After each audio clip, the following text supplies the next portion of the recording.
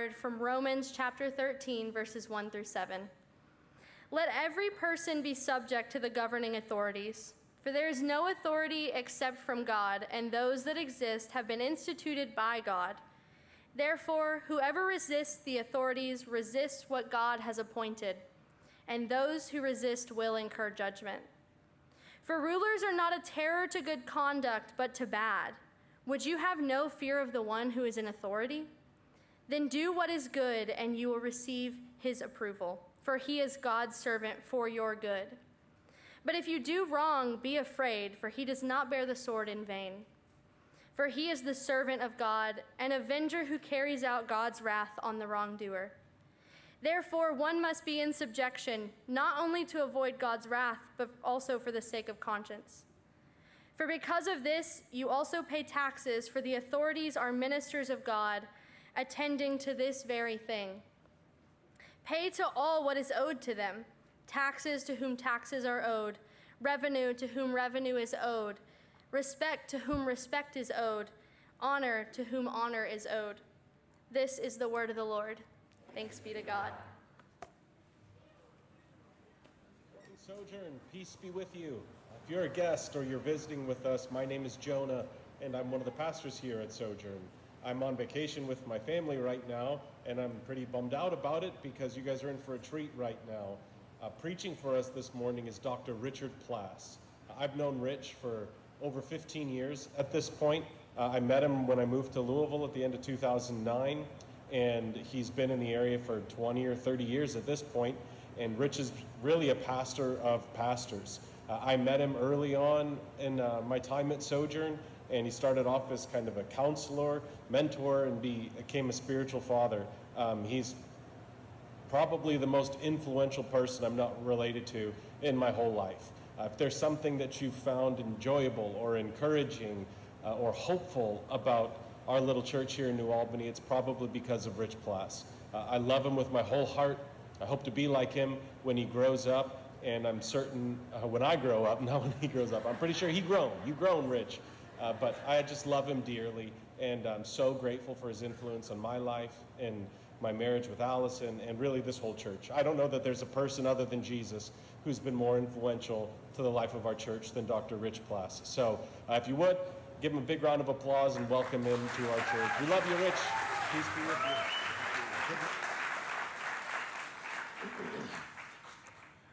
Well, I do hope I can grow up, you know.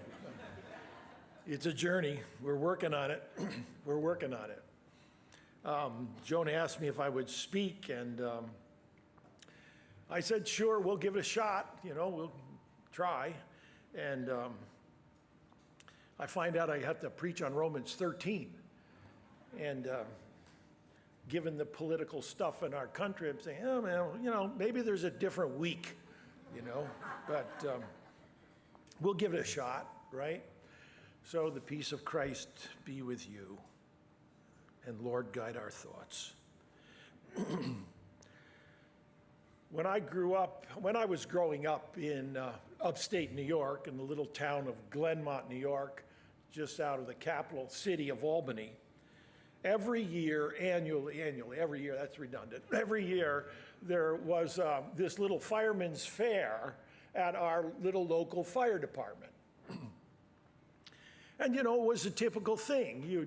All the adults are drinking beer and eating steamed clam, and all the kids are eating, you know, what they should be eating, ice cream and fried dough and whatever else they could either buy or sneak or whatever. And my parents rarely would let us go to this thing.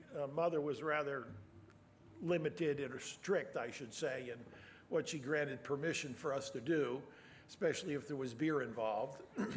But at any rate, it was about 57, 58, and I was off to the fireman's fair.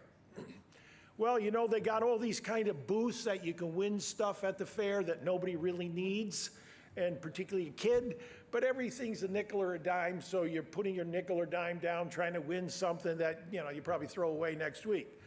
Well, I landed on the goldfish booth, right? So my buddy, Gary Hammond's dad, who was a fireman, He was running the goldfish booth. And have you been to the goldfish booth at a fair? You been there? You know, you get the ping pong balls and you toss away. Put down your dime, get 3 ping pong balls, maybe get a goldfish. Well, Gary's dad liked me. He was a nice guy. You know, he just kept on feeding me ping pong balls, you know. So eventually I win a fish. So I'm all happy. Now I'm carrying this fish around in a little plastic bag. My kid sister didn't want anything to do with the fish. My big sister just rolled her eyes and walked away. So I'm stuck carrying around this little fish in a bag, and it really crimped my style for the night. You know? So the next morning, Mother had a little fish bowl, and I get up, and there's the fish in the little fish bowl. And this is true. I looked at that fish, and I said, what a small world that thing's living in. Well, my fish and Fireman's Fair memory came back because I was talking to a friend of mine who was listening to a podcast by a neuropsychiatrist. And the neuropsychiatrist was talking about our human nervous system and the way the brain operates and all that stuff. That the brain is a habit-seeking organ, and what it learns, it repeats, that sort of thing, so you don't have to remember how to tie your shoes, et cetera, or where to find your keys, even though I still have to work hard at finding my keys from time to time. But at any rate, this neuropsychiatrist mentioned in his podcast that we all live in a little narrow fishbowl. That's how we perceive reality. And then I thought of Paul's words. We all see in a mirror dimly. And what I've come to believe as I kind of studied this passage and read this passage over and over again, that what Paul really wants us to do in subjecting ourselves or submitting, what a tough word that is, to the government authorities, is to expand our vision of how we see reality. And that's kind of what I want to get after today. Not just that we're to live in submission to governing authorities. He says very plainly, let every person be in submission to government authorities. And then in Romans, further on, in 8, he says, and owe no one anything but to love one another. Now, some historical kind of context, you know, why was Paul living back in the day? Well, what he was living and ministering to a community of faith that constituted Jewish people and Gentiles. Jonah and others Travis have talked about this. And in this Jewish consciousness was a dream or an aspiration that there would be at some point the restoration of the nation of Israel. That somehow, some way, the glory days of King David and King Solomon would come back when the Israel nation was somebody and they weren't this little vassal state under the thumb of Rome.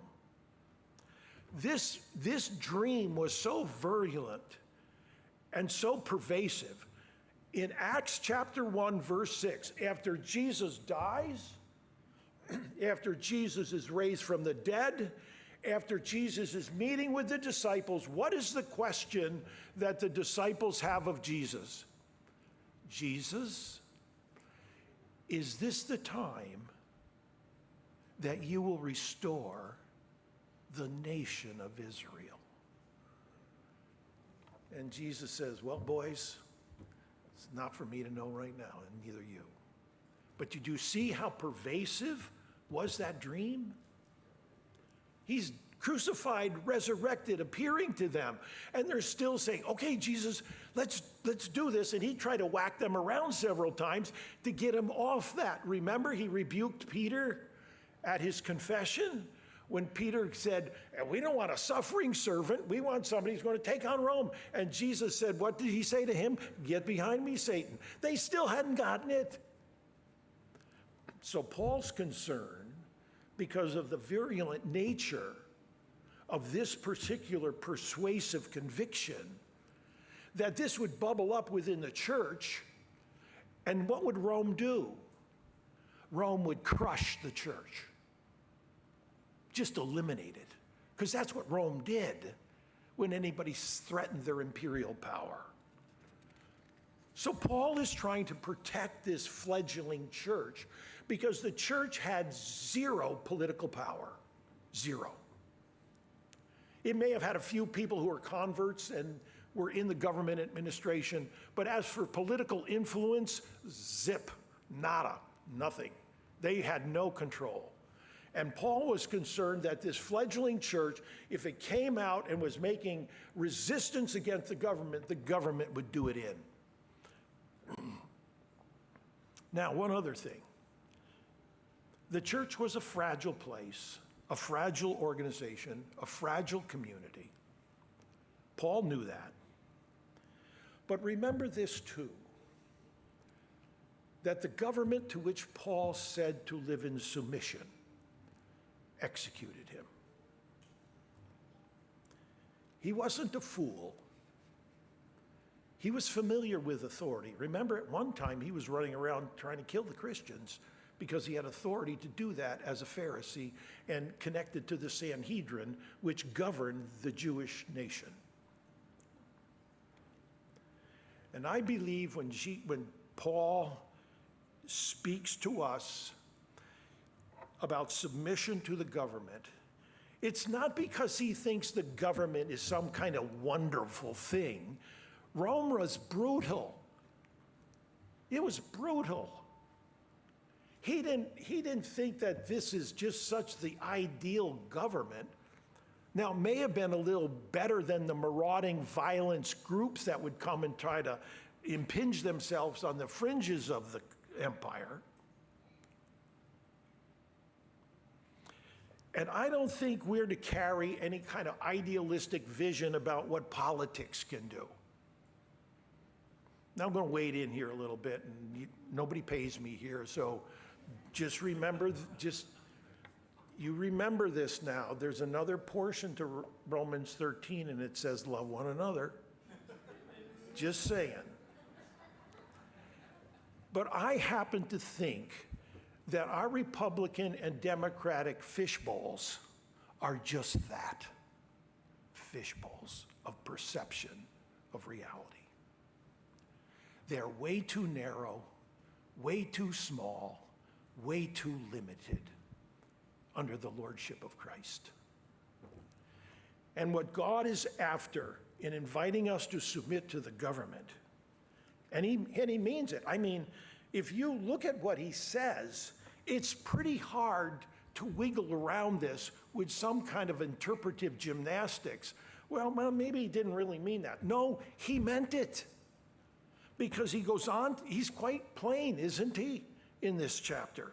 Therefore, whoever resists the authorities resists what God has appointed. He's a servant of God for good. He calls them ministers of God.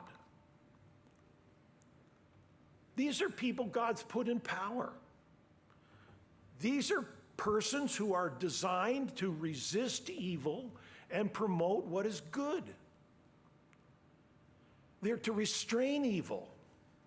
And that's what they do. And because they do, we're to pay taxes so that they can do their job. And we're also not, as believers, as followers of Jesus, we're to show respect and honor to them. Wow. Wow. Authorities as ministers of God to restrain evil, promote good, establish civil order, and social peace. Now, like I said, I don't think Paul had any kind of illusions about how wonderful the Roman government was, do you remember that Paul was often on the run from government? And do you realize that Paul spent a lot of time in jail because of the government? In Acts 22, he shows up in the temple, and whatever he's doing, probably teaching, creates this big riot amongst the Jews because he's there talking about the fulfillment of the law through Christ and claiming Jesus is the Son of God. And this riot breaks out, and they got to get Paul out of there, and they arrest Paul, and they're leaning on Paul, and they're whacking him around, and Paul says, hey, wait a minute. I'm a Roman citizen. What are you guys doing? And then the guy runs to the captain of the guard and says, whoa, whoa, whoa, whoa, whoa, whoa, whoa. We'll get ourselves in real hot water here. We're messing around with someone who's a Roman citizen. So what do? They traipse Paul off to Rome, and he wanted to always get to Rome, but he didn't want to get to Rome as a prisoner, but that's how God got him there. Now, what's interesting to me is that when Paul is in Rome, he writes a letter through the church at Colossae. It's the book of Colossians. Church of Colossae and Laodicea, right? Writes this letter. Now, he's in a prison cell. There's no cafeteria there or workout room. It's a prison cell. And if your friends didn't bring you food, you starved to death. So it wasn't a happy place. But Paul writes these words from that prison cell. He, Jesus, is the image of the invisible God, the firstborn over all creation. By him, all things were created in heaven and on earth, visible and invisible. Whether thrones or dominions or rulers or authorities, all, catch that? Whether thrones or dominions or rulers or authorities, all things were created through him and for him. And he is before all things, and in him all things hold together. Fish, fowl, trees, flowers, crocodiles, hippopotamus, giraffe, mosquitoes, you name it. They're because of his will. He creates them. I don't know why he got to the mosquitoes, but whatever. All things created by him. All living things, everything visible and invisible. Thrones, dominions, kings, queens, presidents, prime ministers, diplomats, despots, emissaries, executives, the powerful, the poor. Every single one of us is created and held together by the living Christ. Nothing is outside of his reach. Nothing is eluding him. Nothing is hidden from him. Nothing escapes him. Nothing exceeds his power. Nothing is beyond his dominion. And he's writing that from a stinking rat-infested prison cell. Do you see what the Apostle Paul is after? He's trying to shape our consciousness so that we live not from our little fish bowls of Republican or Democrat or whatever, independent or libertarian. He's trying to shape our consciousness that we live under the Lordship of Christ. That's who we are, the people of God.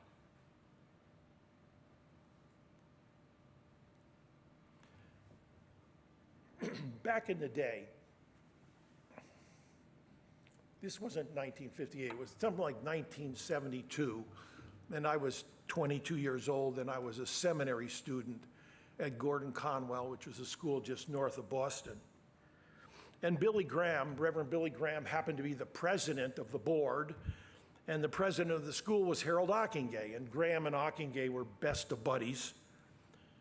And every now and then, Billy Graham would come to our chapel services, and he would speak to us about being in ministry, and we were all these kind of hodgepodge of riff-raff people thinking we are called by God to do God's will and be pastors. And Dr. Graham would come and tell us kind of what for and what life's like. And one of the stories he told was about his in-laws, Ruth Graham Bell's parents, who were medical missionaries to China.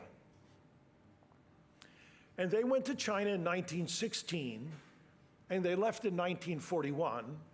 They gave something like 25, 26 years of their best adult lives. And after that 25 years of ministry in China, Dr. Graham reported that they basically had maybe 20 or a few more converts to Christ. Maybe one a year. At the time of the revolution in China in 1947, that extended into 49 and the communists took over the government, there were about 4 million Christians in China. Today it's 2025. Do you know how many Christians are in China? The most conservative estimates of Christians in China are 150 million. Most missiologists say that's way too low. There's many more. And some argue that there are 350 to 400 million Christians in China. Do you see it? 4 million to 350 million under one of the most repressive political regimes the world has ever known.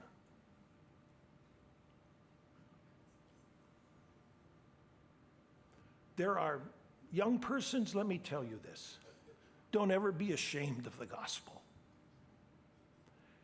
There are 720 million Christians on the continent of Africa. Almost twice as many as there are people in the United States. There are literally thousands of Iranians leaving Islam, coming to Christ weekly. And they are coming to Christ under, probably next to China, the most repressive governmental regime on the globe. And how are they coming? Through dreams and visions. Do you see what Paul is after? The government is small potatoes next to the kingdom of God. It is the power that's in this universe. Because Christ is Lord of all, he has dominion over all things, and in him, everything holds together.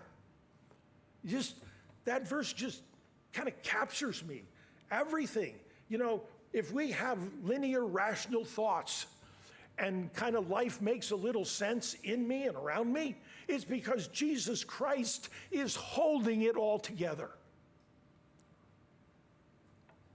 And then in Colossians, Paul goes on to say, just remember this. Your life is hidden in Christ with God.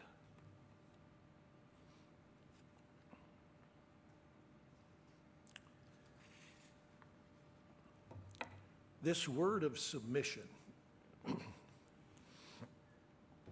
it kind of raises some hackles a bit.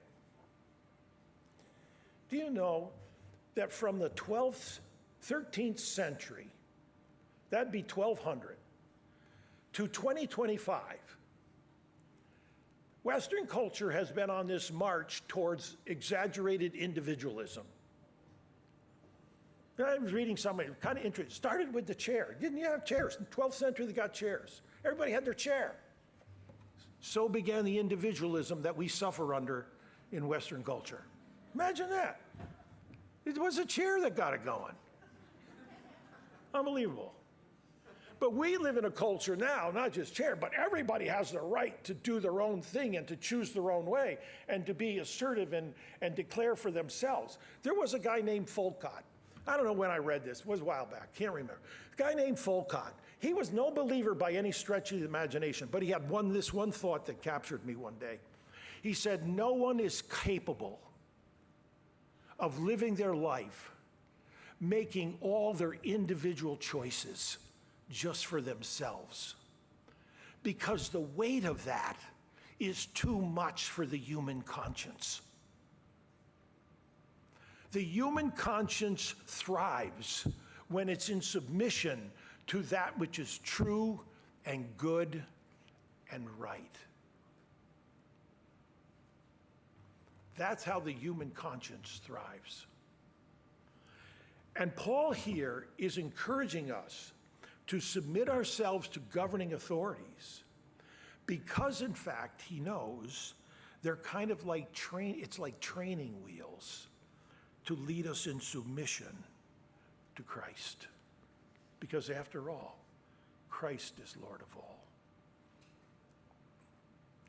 Yes, the language of submission is challenging.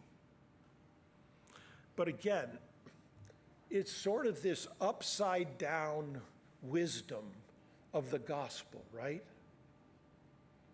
You submit to Christ, and what does Christ do? He exalts you. All that is his is now yours and mine. He who humbles himself will be exalted. The descent becomes the ascent. Someone once said, the only thing that really changes the human conscience is pain. And in Christianity, there's this cross that stands at the center of it. And it was in death that life came. It was in crucifixion that was followed by resurrection. Our journey, yours and mine, is one of relinquishment, surrender. David Benner writes this little book, and I would encourage you to read it. I wish I had a nickel for every time I recommended this book. It's called Surrender to Love. And he says at the heart of the Christian faith is the journey of surrender. And that's how we began our journey. I saw my little 5-month-old granddaughter, Maeve, yesterday. She's just there dependent and surrendered to her mom. And I'm 76, and I'm going to be 76 soon, and the runway's pretty short, and I'm going to surrender someday soon. We begin with surrender, we end with surrender. So we may as well practice it along the way, don't you think? Don't you think? And we have this privilege to surrender to the living Christ who's Lord of all. Well, I was going to say something about loving each other because to me that's where Paul goes next, but I saw this morning that that's for somebody next week. But just the pragmatics of that, you know, it's not about our politics as in the kingdom of God. It's more about whether or not we are committed to love each other, no matter what. And you know, if you've been in the church 2 weeks, you'll probably find somebody who's a little annoying. Just saying, you know? So what do? Huff and puff our way out the door? Or maybe loving other persons not only changes them, it changes me. It unearths in me what I have to face about me, and that's the point. They'll know you're my disciples by your love for one another.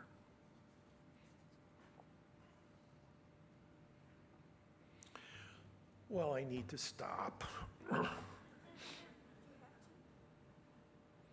Surrender far and submission, far from being a sign of weakness. For us, it's a sign of strength. On the globe presently, there are 2,650,000,000 Christians. By 2050, the Church of Christ is projected to increase by 350 million people. The church at 2050, conservatively, is estimated to be at 3 billion people. Not bad when you think it began with a guy who claimed to be the Son of God and had 12 misfits following around. One of them betrayed him. 2050, there'll be 3 billion of us. Submission to Christ and his lordship is our invitation. And perhaps this week, we can think about what that individually means for me and for you as we seek to follow Jesus.